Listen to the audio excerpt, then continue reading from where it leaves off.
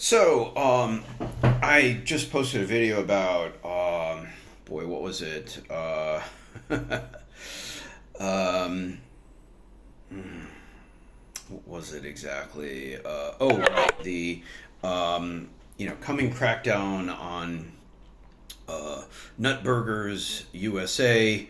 Got to recharge my phone. And a friend, he's well, let's just call him Russian and or Moldovan, more specifically Moldovan Russian, perhaps. And he sent me a little note saying, "Well, be careful. Like the government is cracking down on you know the homeless, crazy people." And van lifers, and so I was like, oh wow, van lifers too. I googled van lifers crackdown, whatever, etc. And there was some speculation that there would be a crackdown, but a lot of that is like fear mongering. And you do have to say, as to paraphrase comrade Hunter Gray from many years ago, we have earned paranoia on the left and among the masses, given the hostility of the American government towards its population. But on the other hand, too, I should mention, before I forget, although how could I? Gil Green was, I guess, if you were on the left, especially in Chicago, like maybe 10 years or 20 years before I really, started living there. He was a very well-known communist, and he was ordered at one point during the height of the Cold War to go underground. Stalin and the Communist Party political committee in the U.S. Ordered, I think he was on the third string of leadership, to go underground. So he basically did that, evaded the FBI. There were orders for his arrest under the Smith Act, which I believe was, later found to be unconstitutional in general.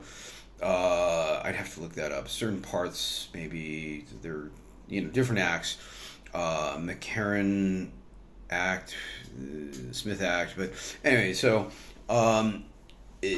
Moscow, the CPSU, as well as the CPUSA, was afraid that America was going to go fascist.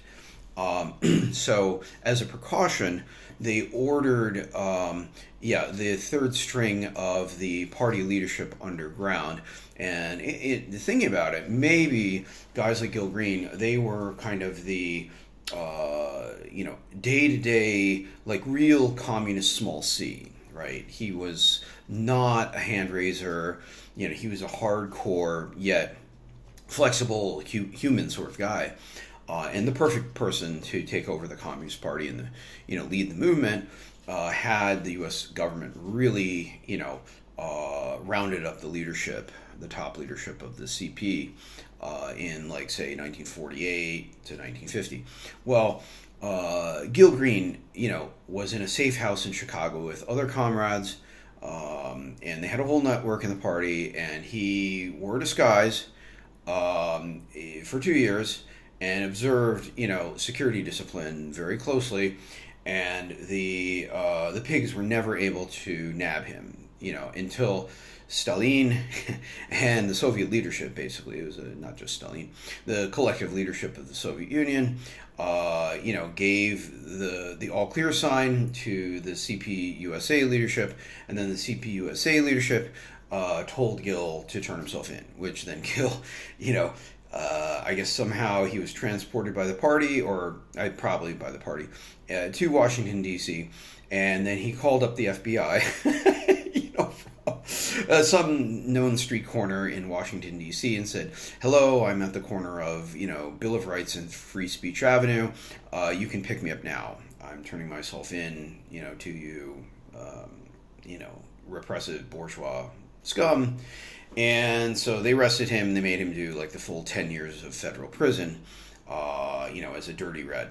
But despite all of that, Gil said, fascism, he said he did not believe would come to the USA because the USA is just so damn, anti-authoritarian, I guess, the population, and I would say like crazy violent too, and we have guns, and many of us, including Comrade Hunter Gray, who carried a 357 in his briefcase as an organizer with the civil rights movement.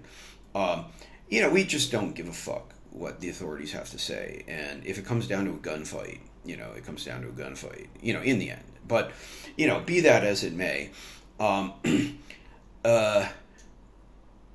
I investigated further. And we have our paranoia in relationship to the U.S. government, which is, generally speaking, vicious and unrepresentative and authoritarian and represents the worst of the bourgeoisie against the population.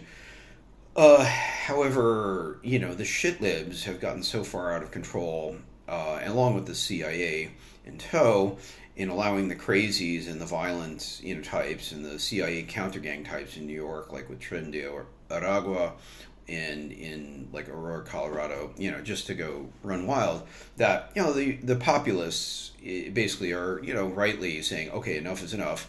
If you're flinging poo in downtown Austin, Texas, and ranting and screaming, and are clearly a danger to yourself and the public, we have the right to, basically detain you and, commit you for treatment. So, there is, serious potential for abuse, of course, reference my previous video. But then, I started investigating off of this friend's concerns about, van lifers. Like in my case, aside from shitholes like Hungary, which, in this region of the Balkans, Hungary's infamous, like half the population is fucking fascist. They're like the Estonia in the Balkans, it's boy. So, Hungary, you don't go there if you're on the left, is all I can say. But anyway, so, for me in Hitler Freedom Land, I look like some sort of Polak. I look like a cop. I act like a cop because I was a Boy Scout, and, my family over in Russia are cops. My family in the U.S., okay, another notification. My family in the U.S. were, basically CIA intelligence. So, I'm the kind of person who's creepy, but, from the authoritarian side of things. I'm the guy that the criminals are kind of, they get nervous around. So, and I've had cops like genuflect me in downtown Chicago because they thought I was a police commissioner or something, because I look like a police commissioner. I act like a police commissioner, apparently, just naturally. So, what else? When I went for my CDL in Chicago, commercial driver's license, the goons that did the testing, I'm sure, like, basically over time I could tell, they knew I was a Fed, but I wasn't. But I absolutely look like a Fed. They hated me, and they failed me multiple times because they had just been, arrested.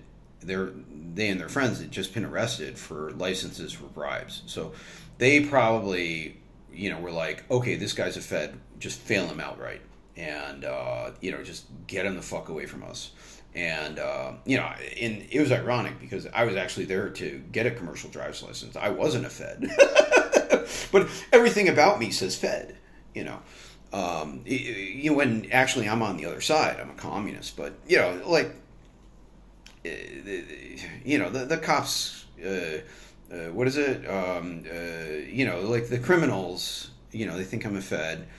The cops maybe think I'm a criminal sometimes. I've gotten that, depending, like vehicle and place, whatever. But usually, they think I'm a cop. So anyway, so I investigated further, and the one way to investigate things is what is going on. iOverlander app, number 2, apparently. So I downloaded the app. I clicked in. I downloaded the map for Texas, which apparently is what they require you to do. And then I click on like Austin, Waco, and then South Texas coast.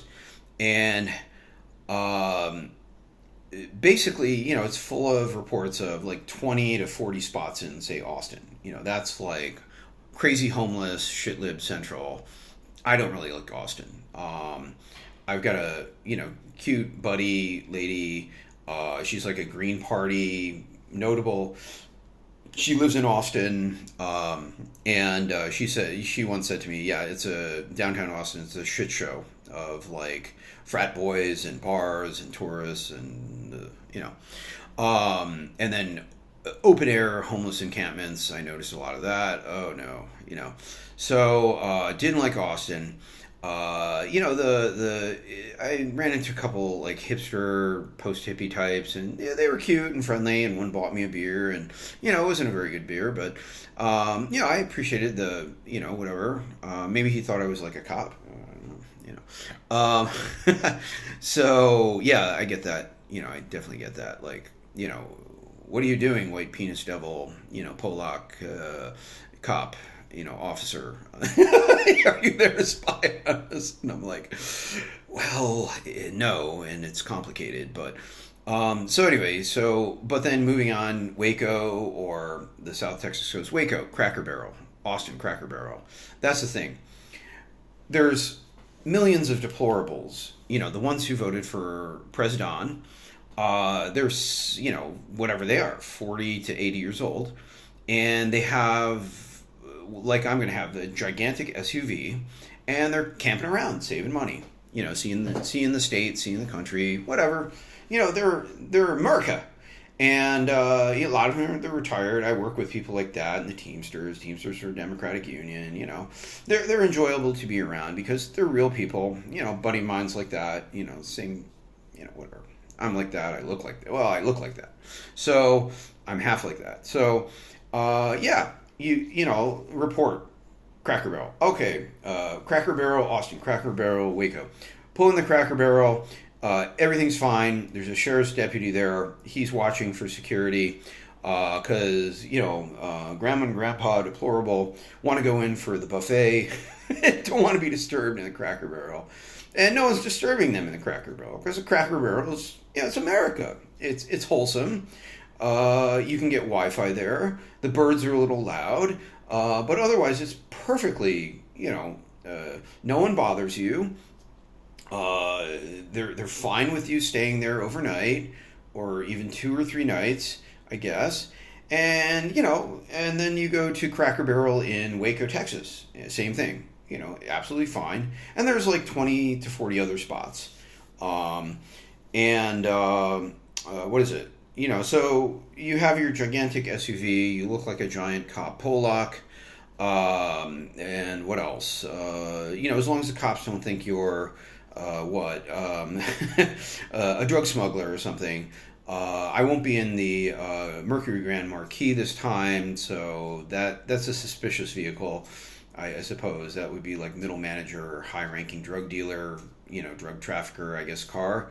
I would have like an old Chevy Suburban probably, and that's sort of just redneck, deplorable, retiree for the most part. I suppose if you're a drug trafficker, you might drive such a vehicle, but then again, you might go for something like a Nissan Altima, or not a Nissan. Toyota's more dependable, like a Toyota Corolla. Or something like that, or Camry, possibly. Just something that's incredibly gray and nondescript, and then you've got enough money, so maybe you pay cash at hotels and, just, keep a low profile, I would imagine. But, yeah, so, anyway, yeah, so basically, like a giant fucking Chevy Suburban in the Cracker Barrel parking lot, or Walmart parking lot, or a tourist center parking lot, staying 1 to 3 nights, and you can whatever, I guess, drive to the outskirts and take a bus into the center of Austin if you want. I wouldn't do it, but like I might go to the Texas Ranger Museum or something, or to the taco place next to Texas Ranger Museum. Yeah, in fact, then I might drive my behemoth 25-year-old Chevy Suburban, to the parking lot, park and have the tacos and look at all the. They've got a great historical collection actually at the Texas Ranger Museum. I'd go there again. And then you can go to the South Texas coast, and that's awesome. Like the beach there, oh my God, you just pay $12 for the year, and officially you can park 3 nights with $12. I mean, you can't beat that. That's fabulous. And they have showers there. You can cook there in your Coleman stove. Sleep in your gigantic American deplorable SUV, which is a tank. The engines and the trans don't fail on those things. They last up to 500,000 miles with good maintenance. I get 100,000 miles. If it craps out at 250,000 miles even, you can buy a new one maybe, or not a new used one. You can buy like 10 of them for the price of a new Chevy Suburban. So just rinse and repeat. Basically, that's kind of going to be my MO, I think. And anyway, so the beach is really beautiful. Don't camp in a tent. The wind is really strong. You won't make it. I didn't. But you just stay there, and they'll even sometimes let you stay for 6 nights. Or maybe I might get to 4 and they'd be like, okay, time to go. I'm like, oh, fine. The coastline is long. So I think, I believe I can probably, with that $12, probably, camp up and down the coast. It's like maybe an hour at most, probably not even 30 minutes drive to another spot. And you could stay there probably like maybe a whole month or the better part of a month. So anyway, all that to say, I think the bourgeoisie of the cities, they just don't want, maniacs, high on drugs, throwing their poo, ranting downtown, assaulting people, especially if you're in some CIA counter gang, assaulting grandma with a baseball bat, in like the middle of New York City. That's just sort of common bourgeois sense. But otherwise, if you're parking in the Cracker Barrel parking lot or the tourist center parking lot, that sounds like it's going to be perfectly acceptable. And then you just take your deplorable mobile and you can drive as close as you can get to the center of wherever you're going in the town, I guess, and then take a train or a bus, the rest of the way. So, and then come back. So, thinking of New York as I say that, but I don't know. The East Coast is particularly difficult. I mean, I have friends still on the East Coast, and I might visit it at one point, but yeah, boy, those people are very paranoid and authoritarian. That's the nerve center of American imperialist power. So I don't know if I'd really, I wouldn't spend a lot of time there, but it might be okay for a short visit, I suppose. Yeah, I'll have to look on iOverlander app, see what it says. That piques my curiosity. But at any rate, so I think, they're tightening up the rules as regards, crazy poo flinging antisocial types, but they're trying to get back. I think Pres Don and his faction are trying to get back to sort of a 1970s non-Charles Manson normalcy. So